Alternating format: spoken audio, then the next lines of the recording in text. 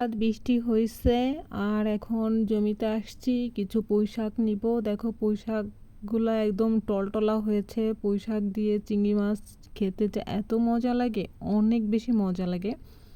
পুঁই শাকটা আমার অনেক বেশি ফেভারিট। শাকের ভিতরে হচ্ছে পুঁই শাকটা আমি অনেক বেশি পছন্দ করি। আর দেখো পুঁই শাকগুলা ছোটো ছোটো আছে, সমস্যা নাই। এখান থেকে শুধু আগাগুলা মানে ডগাগুলা কেটে কেটে নিয়ে আমি আজকে যাব। তো আমি হচ্ছে চারিপাশটা একটু ঘুরে দেখতেছিলাম যে কোথায় কি হয়েছে। এদিকে ছোট ছোট ডাটা হয়েছে, দেখছো?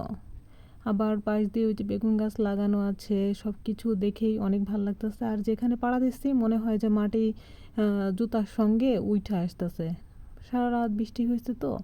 আর এটা হচ্ছে যে বেলে মাটি না, বেলে মাটি হইলে তো এরকম হয় না। এটা হচ্ছে যে কি মাটি, যাই হোক কি মাটি তোমরা একটু কমেন্টে জানাও তো, দেখতেই তো পাচ্ছ। আমি নাম জানি অবশ্য, কিন্তু এই মুহূর্তে মনে পড়তেছে না। আর এখানে হচ্ছে যে কি জানি বলতেছিল, আমি হাসতে হাসতে বুঝছো, বলতেছিল যে তুমি তাড়াতাড়ি নিয়ে চলো, আমরা একটা আজকে হচ্ছে যে কি বলবো, একটা জিনিস খাওয়ার কথা ছিল, মানে ফুচকা খাবো। তো ছোটো বলতেছিল যে ফুচকা খাবা, ফুচকার ভিতরে এরকম এরকম সেরকম, ঠিক আছে। পরে আর এই যে এখান থেকে হচ্ছে যে পুঁই শাকগুলা পাতা নিব আর ডগা কেটে কেটে নিব। দেখো কত সুন্দর দেখা যাচ্ছে, অনেক সুন্দর না? আর চিংড়ি মাছ দিয়ে রান্না করলে যে এত মজা হয়, আমি এটা রান্না করলে আমার হাতের এই রান্নাটা অনেক বেশি মজা হয়, এবং আমার আম্মু রান্না করলেও অনেক বেশি মজা হয়। কিন্তু আম্মু তো অসুস্থ, আম্মু তো রান্না করতে পারবে না। যাই হোক, কে রান্না করে দেখা যাক নিয়ে যাওয়ার পরে। চাইলে তোমাদের সঙ্গে আমি রেসিপিটাও শেয়ার করতে পারি। এটা খেতে খুব মজা হয়, আমার অনেক ভালো লাগে। আর যে জিনিসটা খেতে আমার ভালো লাগে না, সেটা আমি অনেক খেতে পারি। বুঝতে পারছো, খাদকালির মতো শুধু খেতেই পারবো খেতেই পারবো।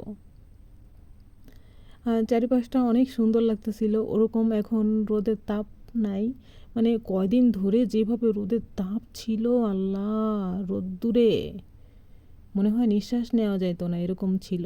এই বৃষ্টিটা আল্লাহর রহমতের বৃষ্টি হইয়া দেখছো, একদম ঠান্ডা ঠান্ডা কুলকুল। আমি দেখতেছিলাম যে কোনগুলা নিব, বেশি কাদামাটি যেগুলো মাখায় গেছে ওইগুলো নিব না, সুন্দর সুন্দর ফ্রেশগুলো নিব, বুঝছো? দেখছো এই যে আরও সুন্দর, এই বৃষ্টি পায়ে একদম সতেজ হয়ে গেছে পুঁই শাকগুলা, বুঝছো?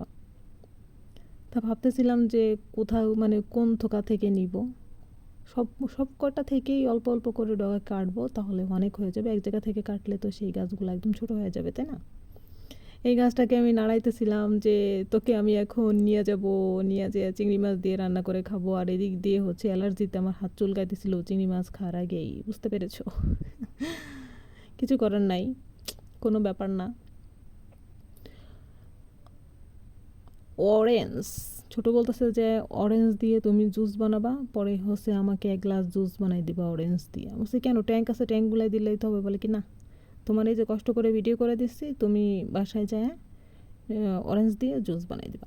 এই দেখো এই যে ডাটার বিচি পাইকে গেছে, এগুলো আবার লাগাই দিলে বিচি হয়ে যাবে, গাছ হয়ে যাবে।